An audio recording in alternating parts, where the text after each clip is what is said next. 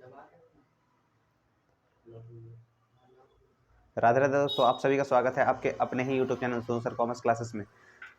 तो पिछले पिछले दिन आपका जो एग्ज़ाम था वो अकाउंटेंसी का था और सब्जेक्टिव क्वेश्चन का आंसर्स जो है आपको बताने आ रहा हूँ। तो सब्जेक्टिव क्वेश्चन का जो भी आंसर्स था वो आपको एक एक करके सॉल्व करके बताता हूँ। तो जो भी प्रैक्टिकल्स प्रॉब्लम है उसको एक एक करके आप देख लीजिएगा, क्योंकि न्यूमेरिकल जो क्वेश्चन है उसमें थोड़ा आपको डिफिकल्ट हुआ होगा, या आपका आंसर्स जो है आप लिख के अगर रखे होंगे तो उसमें से मैच करवा सकते हैं, लेकिन आपका जो थ्योरेटिकल क्वेश्चन पूछा तो आप लोगों ने सही सही लिखा होगा। तो देखिए, आपका जो न्यूमेरिकल क्वेश्चन है वो शॉर्ट आंसर टाइप क्वेश्चन में दिया गया है।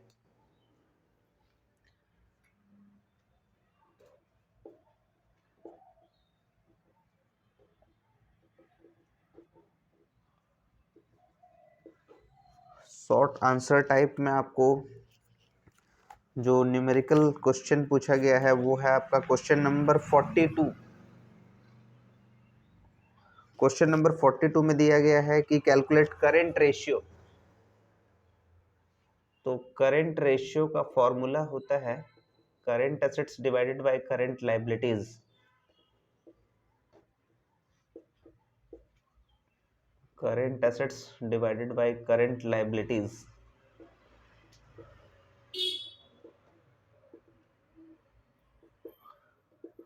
तो करेंट एसेट्स आपको दिया हुआ है यहाँ पर 1,40,000 और करेंट लायबिलिटीज दिया हुआ है 70,000। तो ये दो बार में कट जा रहा है, तो ये आपका आंसर आ जाएगा 2:1। ठीक है, इसको हम लोग आंसर जो लिखते हैं वो 2:1 में लिखेंगे। आगे हम लोग क्वेश्चन नंबर 42 के बाद जो आपका न्यूमेरिकल क्वेश्चन है,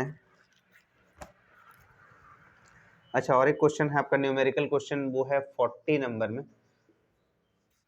जिसमें आपको दिया गया है profit of the last 3 years 4,000 12,000 and 8,000 what will the goodwill according to average profit के हिसाब से। तो सबसे पहले एवरेज प्रॉफिट बोला है तो पहले आप टोटल एवरेज प्रॉफिट का पहले फॉर्मूला लिख लीजिए। एवरेज प्रॉफिट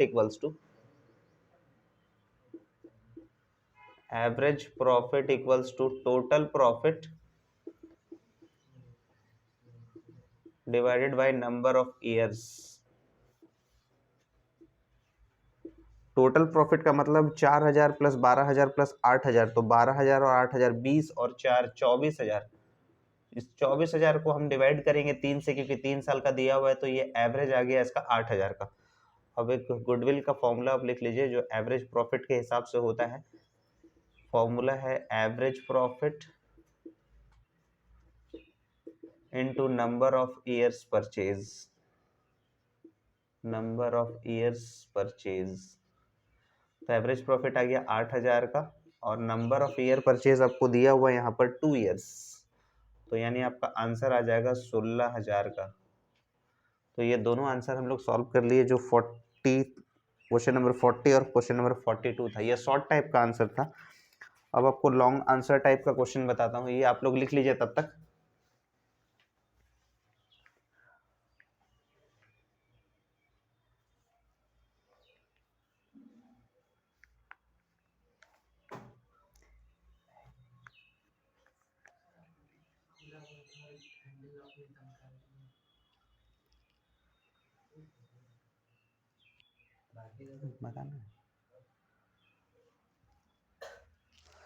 तो उम्मीद है आप लोगों ने शॉर्ट आंसर टाइप का क्वेश्चन जो है वो क्वेश्चन नंबर 40 और 42 का मिला लिया होगा, और उम्मीद है आप लोग का भी सही होगा।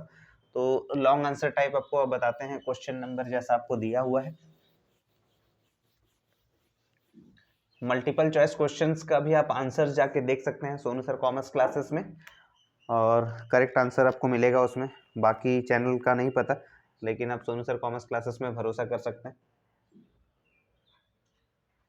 Long answer type, long answer type में जो आपका न्यूमेरिकल क्वेश्चन जो है, सबसे पहला है क्वेश्चन नंबर 49 में। बहुत ही सिंपल सा क्वेश्चन आपको दिया हुआ है, उसमें सिर्फ पूछा गया है रियलाइजेशन अकाउंट बनाइए। तो पहले हम लोग फॉर्मेट बना लेते हैं रियलाइजेशन अकाउंट का। क्या होता है रियलाइजेशन अकाउंट? यानी वसूली खाता हिंदी में बोलते हैं इसको, और ये नॉमिनल अकाउंट होता है। तो इसका फॉर्मेट हो गया पार्टिकुलर्स, अमाउंट, पार्टिकुलर्स और अमाउंट।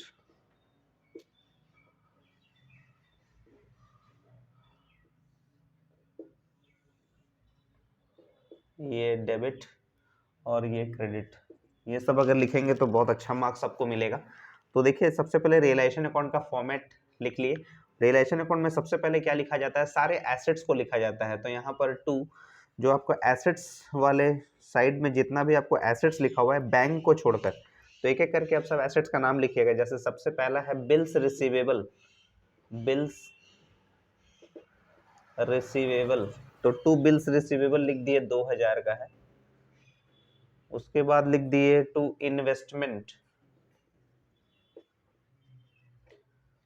टू इन्वेस्टमेंट है 8000 का। उसके बाद है टू डेटर्स, टू डेटर्स है 16000 का। टू स्टॉक, और स्टॉक का वैल्यू है 28000 का। और स्टॉक के बाद है टू फर्नीचर, फर्नीचर का वैल्यू है 6000। और उसके बाद है टू मशीनरी, टू मशीनरी 13000 का। तो ये सारा एसेट्स लिख लिए। अब लाइबिलिटीज में जो आपको दिया गया है वो है आपका क्रेडिटर और बिल्स पेबल। अगर आप क्वेश्चन देख रहे हैं क्वेश्चन नंबर 49 का, तो क्रेडिटर्स आपको दिया हुआ है यहाँ पर, तो बाई क्रेडिटर्स लिखेंगे। तो बाई क्रेडिटर्स है 11000 का। उसके बाद है बाई बिल्स पेबल,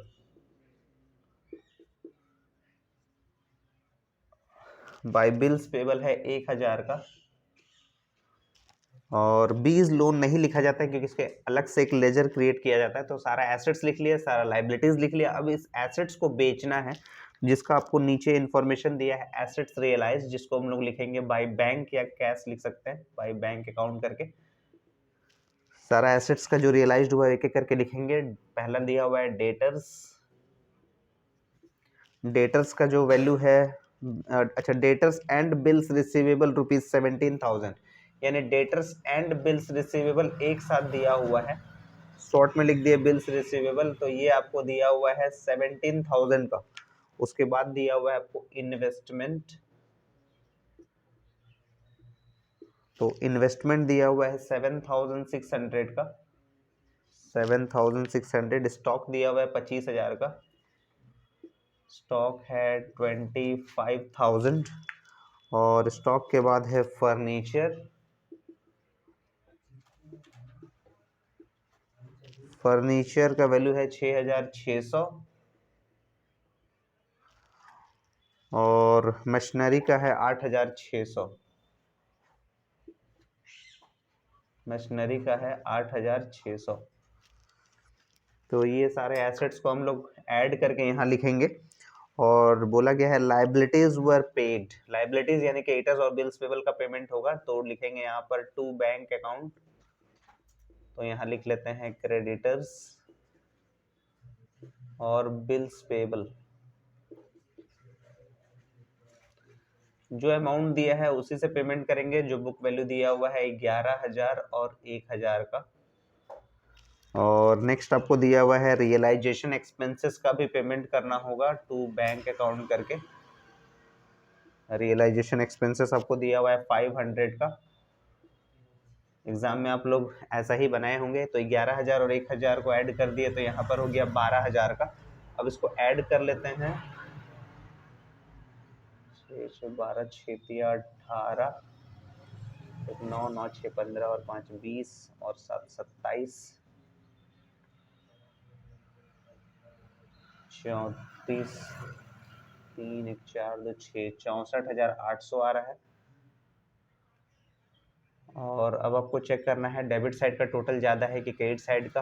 तो क्रेडिट साइड का ही टोटल ज़्यादा है, तो 64,800, यानी यहाँ पर हो गया 64, 65, 66 और 10, 76,800।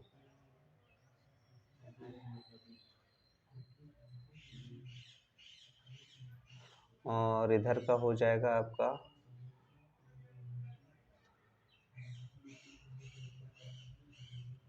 505, 2 3 5 5 6 11 11 19 19 और 6 25 25 और 10 35 3 3 और 1 4 2 6 1 7 1 8।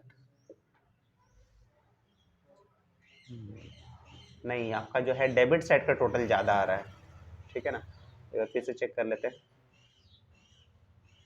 3 2 5 5 6 11 11 और 8 19 19 6 25 25 और 10 35 3 4 5 6 2 8। हाँ, 85,500 आ रहा है। तो ये आपका डेबिट सेट का टोटल ज़्यादा है 85,500, और यही टोटल इधर भी लिखिएगा 85,500। 4 5 1 6 7। तो इसमें से 85,500 लेस अगर कर देते हैं तो 8 7 15 6 7 8 7 15, तो 8,700 का डिफरेंस आ रहा है जो लॉस है आपका। और उस लॉस को बांट दिया जाएगा ए बी सी में इक्वल पार्टनर से यहाँ पर। तो यहाँ लिख देंगे by loss transferred to partners capital account, to partners capital account. Partners का नाम लिख लीजिएगा ए बी और सी। इक्वल पार्टनर्स है तो यहाँ पर 8,700 का डिफरेंस आया। इसको 3 से डिवाइड कर देंगे तो 3 दूनी 6 यानी 2,900 के हिसाब से हर एक पार्टनर को मिलेगा लॉस में हिस्सा। लॉस में हिस्सा मिलेगा 2,900 के हिसाब से। तो ये आपका हो गया सोल्यूशन क्वेश्चन नंबर 49 का। आप देख लीजिए, वीडियो को पॉज करके आप लिख सकते हैं या आप लोग मिला सकते हैं जो आप एग्जाम में किए हैं, ठीक है। क्वेश्चन नंबर 49 के बाद हम लोग आगे बढ़ेंगे अब क्वेश्चन नंबर 50। तो लिख लिए होंगे आप लोग, तो चलिए हम लोग आगे बढ़ते हैं क्वेश्चन नंबर 50 में। तो ये था आपका रियलाइजेशन अकाउंट। अगर आप लोग सही बनाए हैं तो 5 मार्क्स आपको मिल जाएंगे। और मल्टीपल चॉइस क्वेश्चन तो बहुत ही आसान आया था, आप लोग सही किए होंगे। क्वेश्चन नंबर 50 में क्या पूछा है देख लेते हैं। क्वेश्चन नंबर 50 में पूछा है कि required from the following but you are required to calculate current ratio पूछा है। तो करेंट रेशियो का सवाल बहुत ज़्यादा दिया गया है। तो करेंट रेशियो के लिए हम लोग को चाहिए करेंट एसेट्स चाहिए और एक करेंट लाइबिलिटीज चाहिए, ठीक है। तो करेंट एसेट्स में देखिए यहाँ पर क्या क्या लिखा हुआ है, पहले वो लिख लेते हैं हम लोग। जैसे एक लिखा हुआ है इन्वेंट्री। इन्वेंट्री करेंट एसेट्स होता है, प्लस डेटर्स करेंट एसेट्स होता है, प्लस क्वेश्चन में बिल्स रिसीवेबल दिया है करेंट एसेट्स होता है, एडवांस टैक्स करेंट एसेट्स होता है, एडवांस टैक्स भी करेंट एसेट्स होता है, और cash in hand plus cash in hand, ये आपका करेंट एसेट्स है। तो इसको लिख लेते हैं। इन्वेंट्री का जो वैल्यू है वो है 50,000, प्लस डेटर्स का जो वैल्यू है वो है 40,000, बिल्स रिसीवेबल का वैल्यू है 10,000, और एडवांस टैक्स का वैल्यू है 4,000, और कैश इन हैंड का है 30,000। तो 50 और 40 90, 1,34,000, 1,34,000 करंट लाइबिलिटीज। करंट लाइबिलिटीज में पूछा गया है क्रेडिटर्स प्लस बिल्स पेबल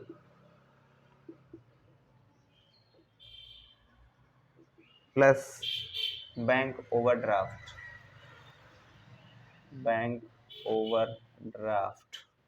तो क्रेडिटर्स का जो वैल्यू है वो है 60,000, बिल्स पेबल का वैल्यू है 40,000, और बैंक ओवरड्राफ्ट का है 4,000। तो ये हो गया 1,04,000। अब आप फॉर्मूला लिख सकते हैं। करेंट रेशियो का फॉर्मूला होता है current assets divided by current liabilities. तो करेंट एसेट्स है 1,34,000 का, और करेंट लाइबिलिटीज है 1,04,000 का। तो इसमें से 3 जीरो कैंसिल हो गया, 2 पच्चे 10, 2 दूनी 4, 2 6 12, 2 सत्ते 14, 6752। इसको डिवाइड करेंगे तो लोएस्ट फॉर्म में आ जाएगा। एक बार में 0.0, यहाँ पर हो जाएगा 2, 4, 46 पॉइंट लेके 0, 9 से 9 दुनिया 18, ज़्यादा हो जा रहा 8 से, 8 दूनी 16, 8 पर 40 और 41, 6 4 10, पॉइंट लेके 0 बिठा लेते हैं, 8 से फिर जाएगा, तो इसीलिए आप देख लीजिएगा इसको 1.29:1, ये आपका हो गया आंसर क्वेश्चन नंबर 50 का। ठीक है, लिख लीजिए, आगे फिर बताएंगे question number 51।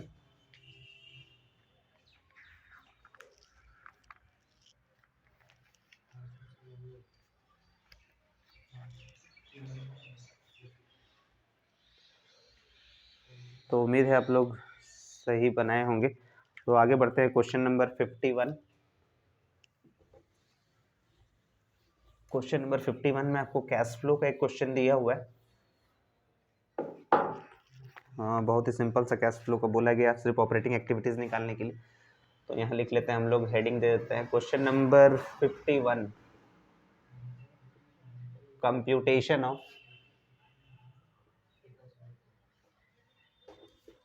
Computation of cash flow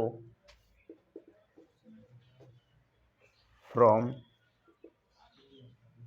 operating activities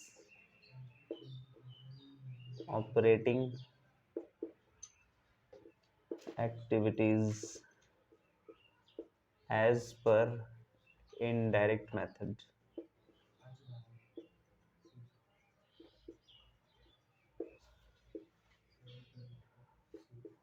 column बनाएंगे हम लोग इसका, पार्टिकुलर्स एक अमाउंट का और एक टोटल अमाउंट का।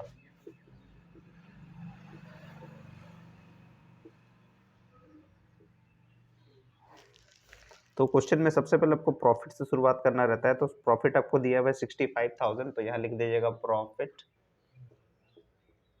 बिफोर टैक्स, जो आपको दिया हुआ है 65,000 का, तो टोटल अमाउंट में लिख दीजिए आप 65,000। अब इसमें हम लोग को ऐड करना पड़ता है नॉन ऑपरेटिंग एक्सपेंसेस, जिसको आप बोलते हैं non cash expenses, non operating expenses, या फिर इसी को बोला जाता है नॉन कैश एक्सपेंसेस। तो नॉन कैश एक्सपेंसेस में जो है वो आता है डेप्रिसिएशन और loss on sale of machine, depreciation और loss on sale of machine. तो डेप्रिसिएशन का वैल्यू दिया हुआ है 20,000 का, लॉस का अमाउंट है 10,000, तो ये आ गया 30,000 का, तो ये आ गया 95,000। और इसमें प्रॉफिट के बारे में तो ऐसा कुछ नहीं बोला है, तो यही हो गया आपका वर्किंग कैपिटल या operating profit, operating profit before working capital changes. Working capital का मतलब हो गया करंट एसेट्स और करंट लायबिलिटीज का बात कर रहे हैं हम लोग, यहाँ लिख देते हैं 95,000। अब इसमें ऐड करते हैं हम लोग increase in current liabilities, increase in CL, increase in current liabilities. तो करंट लायबिलिटीज आपका है यहाँ पर ट्रेड पेएबल जो है 70,022 में था, 23 में हो गया 80,000। तो यहाँ आपको सिर्फ सिंपल लिखना है ट्रेड पेएबल, ट्रेड पेएबल का अमाउंट है 10,000। उसके बाद है आपका short term loan, short term loan है आपका 10,000 से 20,000 हो गया, तो इसको आप लिखिएगा short term loan. Long term loan तो नहीं आता, शॉर्ट टर्म लोन है, तो ये आएगा यहाँ पर 10,000 रुपये का। तो ये हो गया इंक्रीज इन करेंट लायबिलिटीज, और इसी में लिखा जाता है डिक्रीज इन करेंट एसेट्स। तो करेंट एसेट्स में क्या डिक्रीज हो रहा है? तो करेंट एसेट्स में है आपका प्रीपेड एक्सपेंसेस। प्रीपेड एक्सपेंसेस 15,000 था, 10,000 हो गया, मतलब 5,000। तो ये था आपका ऐड वाला 10 और 10 20 और 5 25,000। तो 25,000 आप यहाँ लिखिएगा, तो 1,20,000 हो गया। अब इसमें से लेस करना होगा, ठीक है, इसका opposite decrease in current liability. तो देखते हैं क्या डिक्रीज इन करेंट लायबिलिटी में है आपका आउटस्टैंडिंग एक्सपेंसेस। आउटस्टैंडिंग एक्सपेंसेस, तो आउटस्टैंडिंग एक्सपेंसेस हो जा रहा है आपका 8,000 का, ब्रैकेट में रखिएगा, लेस कर रहे हैं। बैंक ओवरड्राफ्ट को नहीं लिया जाता है, ठीक है ना। और यहाँ पर लिखेंगे इंक्रीज इन करेंट एसेट्स। तो करेंट एसेट्स में है आपका यहाँ पर trade receivable. Trade receivable, trade receivable 1,50,000 से 1,80,000, मतलब 30,000 का डिफरेंस है आपका।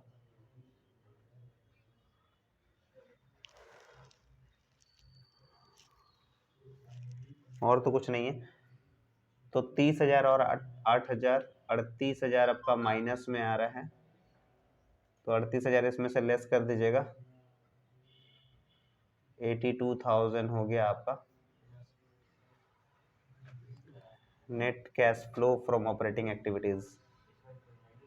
Net cash flow from operating activities,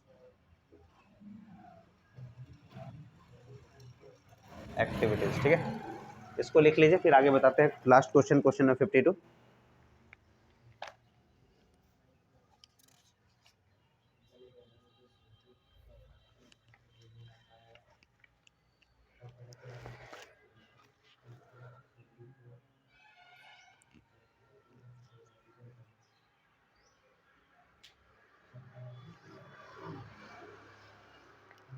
तो क्वेश्चन नंबर 51 तक आप लोग लिख लिए हैं। अब आगे बताते हैं। लास्ट क्वेश्चन है आपका क्वेश्चन नंबर 51 तक हो गया, 52 का बताते हैं, जिसमें आपको 2 क्वेश्चन सॉल्व करने हैं।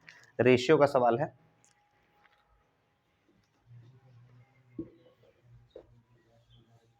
उम्मीद है आप लोग भी सही किए होंगे और अकाउंट्स में बहुत अच्छे नंबर्स आपका आ जाएगा।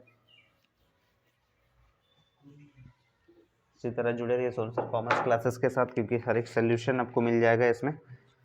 क्वेश्चन नंबर 52 में जैसे आपको ऑप्शन ए में दिया गया है gross profit ratio. Gross profit ratio के लिए आपको चाहिए 2 चीज चाहिए।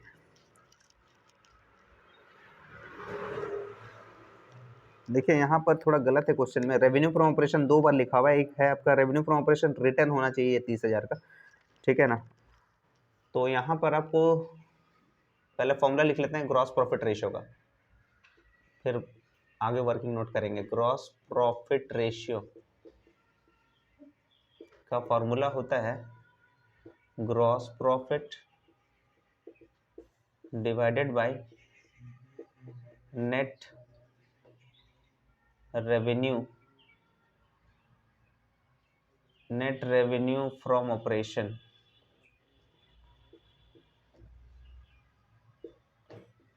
इनटू 100। तो ये ग्रॉस प्रॉफिट और नेट रेवेन्यू फ्रॉम ऑपरेशन ये दोनों चाहिए। तो यहाँ कैलकुलेशन करने के लिए जगह छोड़ देते हैं। यहाँ एक वर्किंग नोट बना लेते हैं। पहला नेट रेवेन्यू फ्रॉम ऑपरेशन के लिए, net revenue from operation, net revenue from operation के लिए चाहिए revenue from operation minus revenue from operation return. तो रेवेन्यू फ्रॉम ऑपरेशन आपको दिया हुआ है 8,50,000 का, उसमें से माइनस कर देंगे 30,000, तो ये आ जाएगा 8,20,000। दूसरा आपको चाहिए ग्रॉस प्रॉफिट। ग्रॉस प्रॉफिट के लिए पहले आपको चाहिए cost of revenue from operation. इसका फॉर्मूला होता है opening inventory plus purchase plus carriage inward minus closing inventory.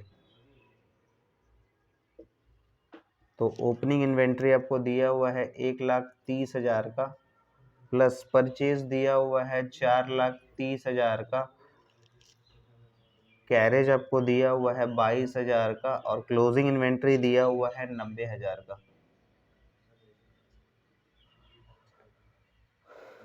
4,00,000, 5,60,000, 5,82,000 में से 90,000 माइनस कर लेंगे, 4,92,000। कैलकुलेशन एक बार आप लोग देख लीजिएगा।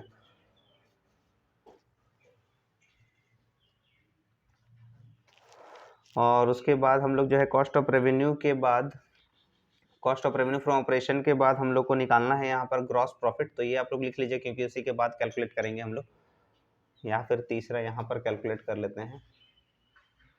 Gross profit equals to net revenue from operation minus cost of revenue from operation. तो नेट रेवेन्यू फ्रॉम ऑपरेशन हम लोग ऑलरेडी कैलकुलेट कर चुके हैं 8,20,000 का, माइनस कॉस्ट ऑफ रेवेन्यू आ चुका है 4,92,000 का।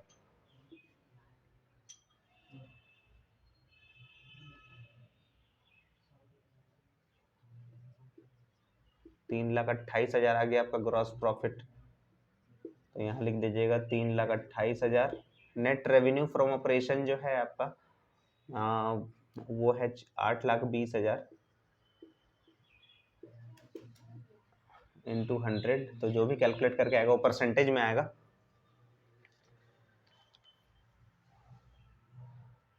तीन जीरो इधर से कट गया,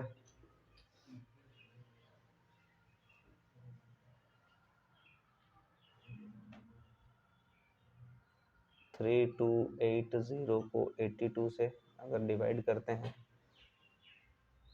4 दूनी 8, 8 चौके 32, यानी 40% में ये पूरा पूरी कट जाएगा। तो आपका आंसर आएगा 40%। आंसर आ जाएगा 40%। ये आपका ग्रॉस प्रॉफिट रेशियो का आंसर था। 52 का ए का आंसर था ये, ठीक है। बस एक क्वेश्चन और बचा हुआ है 52 का बी, तो ये आप लोग लिख लीजिए, तब तक फिर आगे बताते हैं।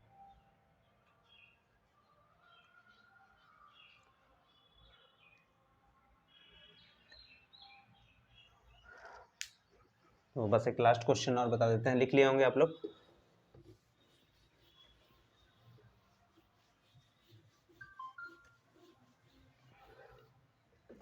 फिफ्टी टू का बी में आपको दिया गया है, उसमें पूछा गया है लिक्विड रेशियो। तो लिक्विड रेशियो का पहले फॉर्मूला लिख लेते हैं। लिक्विड रेशियो का फॉर्मूला होता है लिक्विड एसेट्स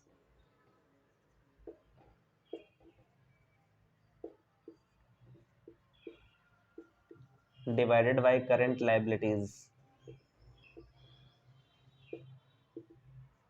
तो लिक्विड एसेट्स का फॉर्मूला होता है करंट एसेट्स माइनस इन्वेंट्री, या इसको ब्रैकेट ओपन करके इन दोनों को प्लस में रख सकते हैं, प्रीपेड एक्सपेंसेस।